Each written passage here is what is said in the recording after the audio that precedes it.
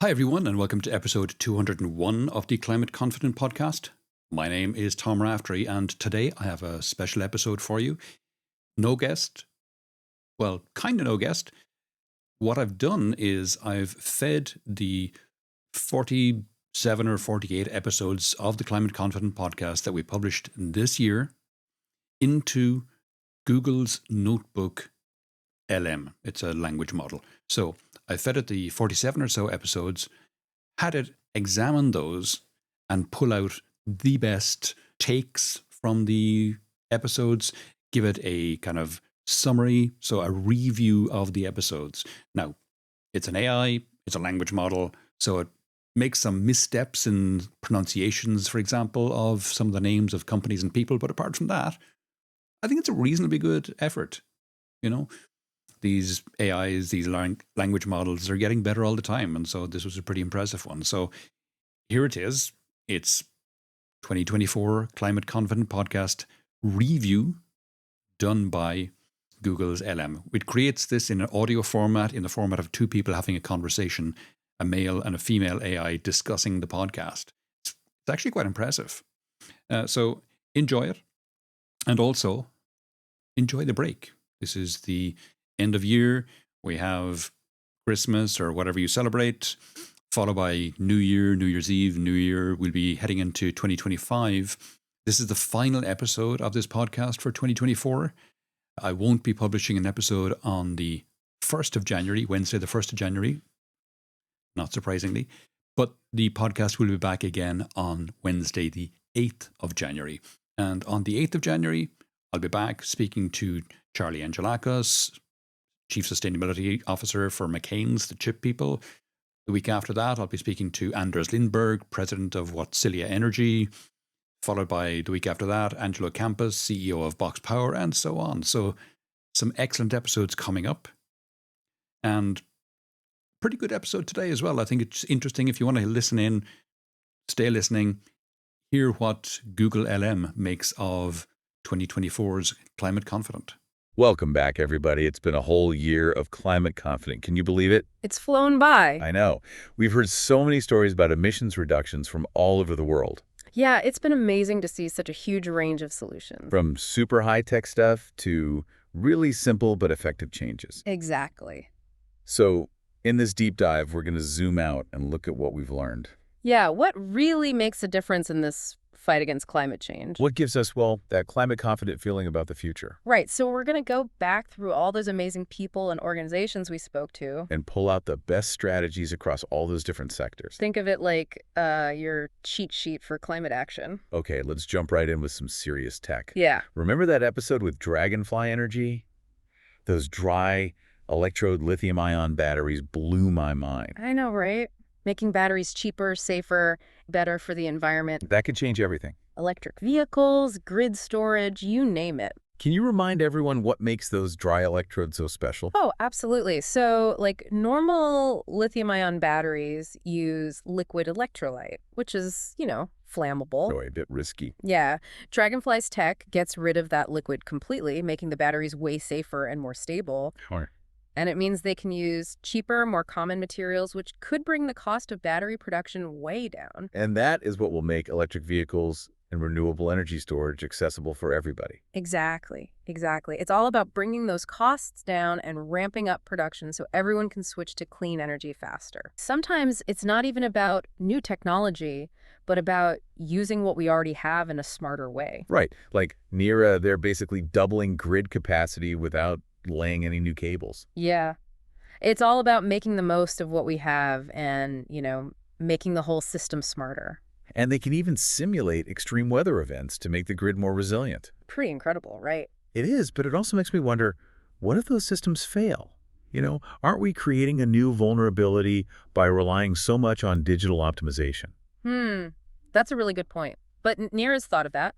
Good. They've got backups and safeguards in place so the system can handle disruptions. Makes sense. They're even working on decentralized control systems to make it even more reliable.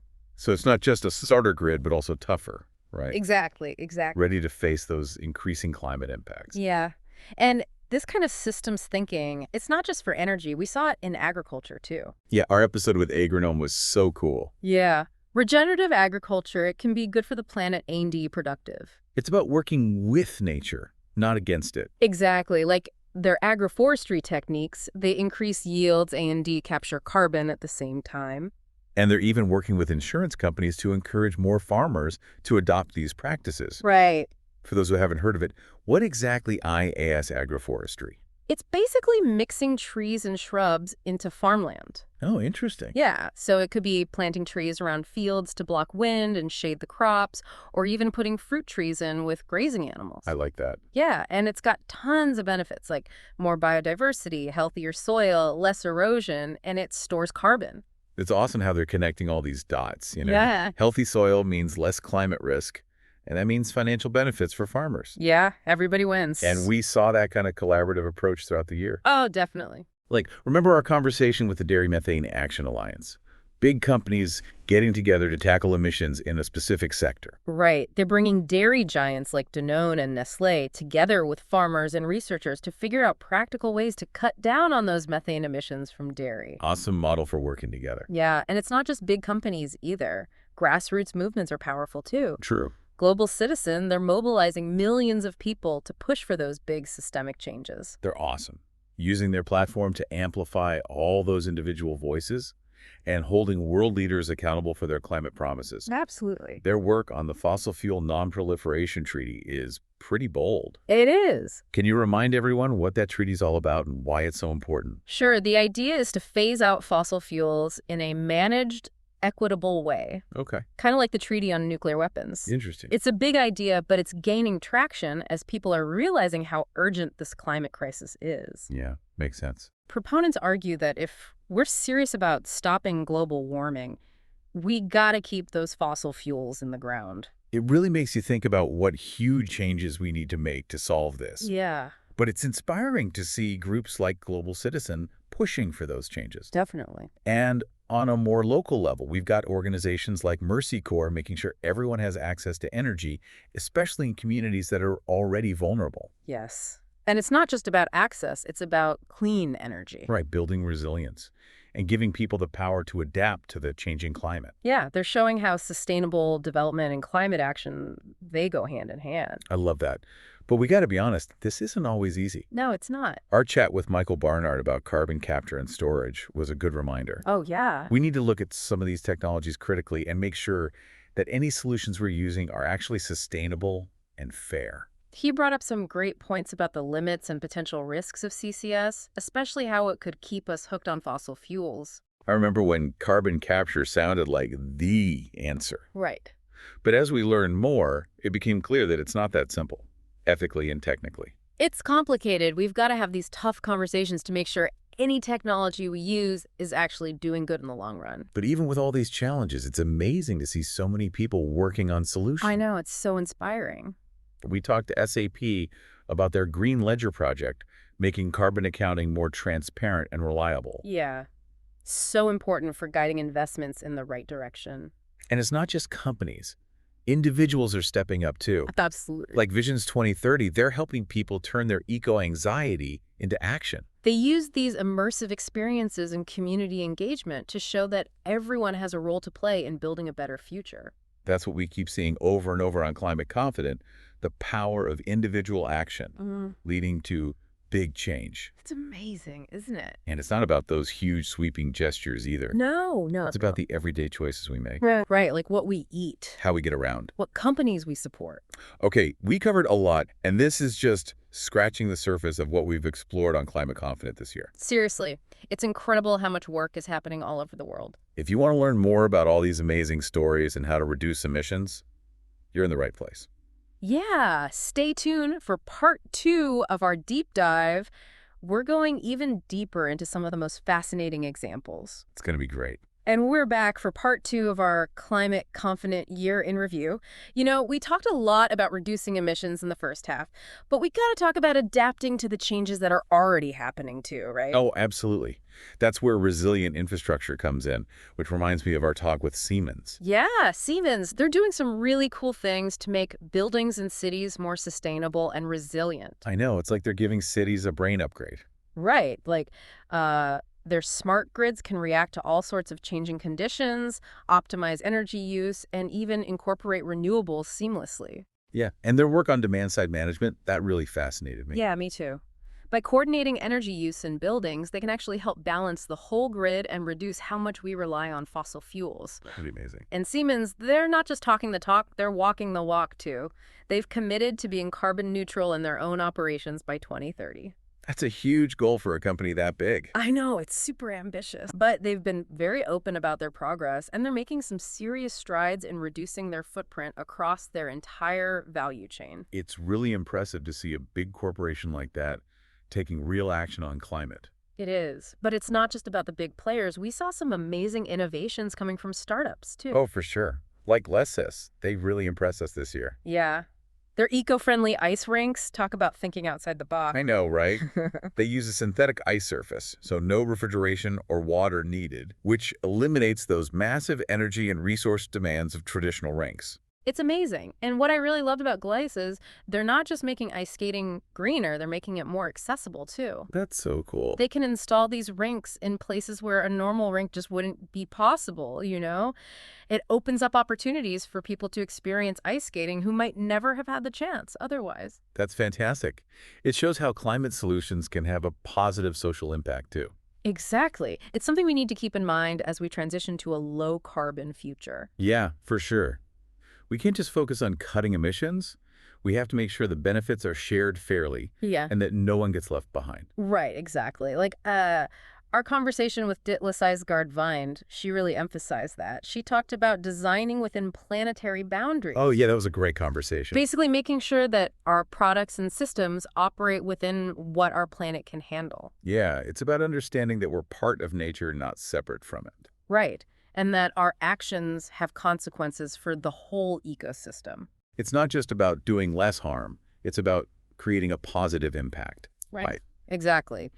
We need to shift from just reducing our footprint to actually regenerating our ecosystems. It's a whole new way of thinking about our relationship with the planet. It is. And it's going to take all of us working together, individuals, businesses, and policymakers. Speaking of policymakers, we saw some big things happening there this year, especially with the Inflation Reduction Act here in the U.S. Oh, yeah. That was a game changer. Our chat with Chris Larson, he really highlighted its impact. Yeah, it's been so important for driving those investments in clean energy and battery storage, creating jobs, and speeding up the transition to a more sustainable economy. Absolutely. What really stood out to me from that conversation was how Chris Larson emphasized collaboration between utilities, policymakers, and communities. Yeah, he said that the success of the IRA depends on everyone working together, right? Exactly. Even the best policies won't work unless everyone's on board and working towards the same goals. And it's not just about federal action either.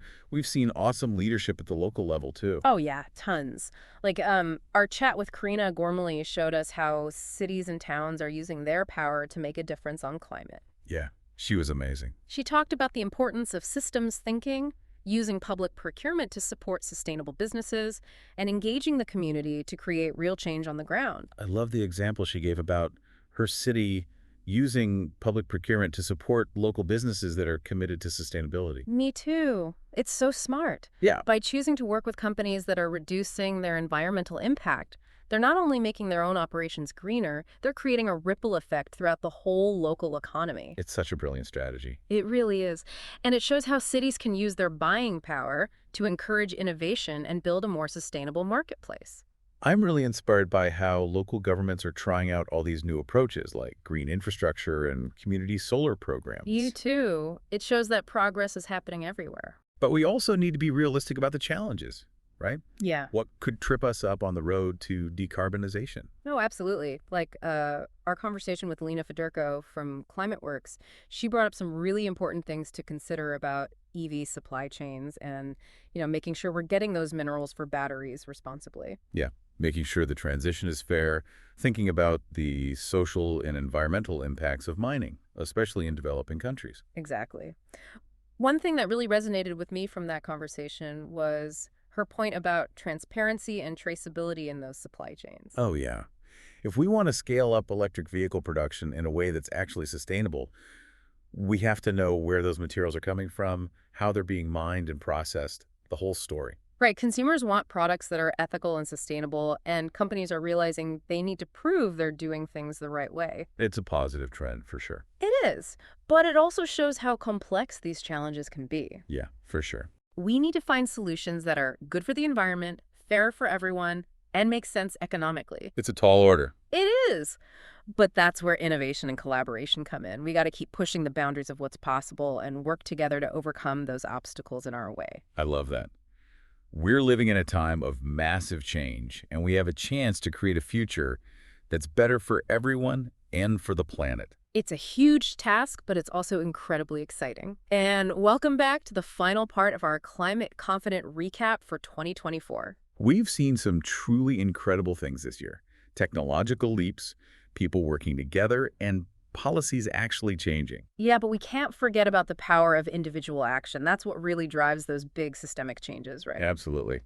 It's easy to get overwhelmed when you think about the scale of this whole climate crisis. Yeah. But all those conversations we had this year showed us that everyone can make a difference. Exactly. Remember Lou Blaustein from Eco Athletes? Oh yeah, he was so inspiring. The way he's getting athletes to be climate advocates, using their platform to spread awareness and get people moving. Yeah, and it's not just about those famous athletes either. Right. He said it's crucial to just talk about climate change with our friends, family, everyone. Yeah, those everyday conversations, they really can make a difference. They totally can. You know, what really struck me about that conversation was how he talked about the power of storytelling. Oh yeah. He said, athletes have this unique ability to connect with people emotionally, and when they share their own stories about why climate action matters, it can break down barriers. It makes the issue more relatable. That's so true. It's not just a science problem or a tech problem. It's a communication problem, too. Exactly. We need to find ways to reach people, to get them thinking, feeling. Absolutely. And that can be through sharing our own stories or supporting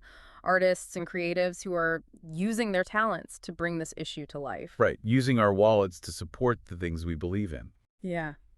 Which reminds me of our conversation with Kedar Karkar from Karma Wallet. That was fascinating. Oh, yeah. Their debit card tracks the carbon footprint of your purchases. Isn't that cool? It gives consumers the power to make more sustainable choices. It's such a great example of how technology can bridge that gap between what we want to do and what we actually do. Right. And it shows how even those little decisions we make every day, like what we buy, they can add up and have a real impact. I like that it's not about making people feel guilty either. Yeah, it's about giving them the information and the tools they need to make informed choices. Exactly.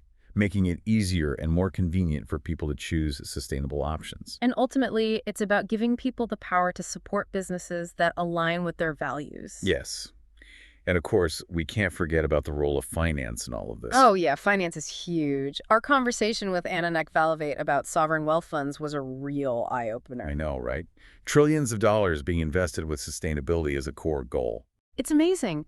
These funds have the power to transform whole industries, to speed up the development of all those green technologies we need. What's so encouraging is that investors are realizing that climate risk, i.e. financial risk. Yeah, for sure. They see that investing in a sustainable future isn't just the right thing to do, it's the smart thing to do. Exactly. And then there's Toko. They're exploring this really cool concept, a currency backed by carbon mitigation. That's pretty wild.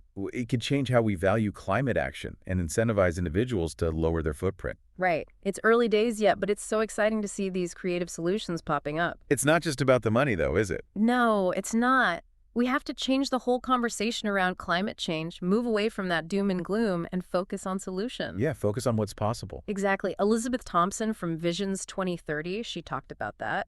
Their immersive experiences are helping people connect with how amazing our planet is and inspiring them to take action. That's what they do so well. Yeah, they prove that engaging our emotions and sparking hope is crucial if we want to get people moving. We need to tap into that sense of possibility and believe that a climate comeback is possible. Absolutely. And that's what Climate Confident is all about. It really is.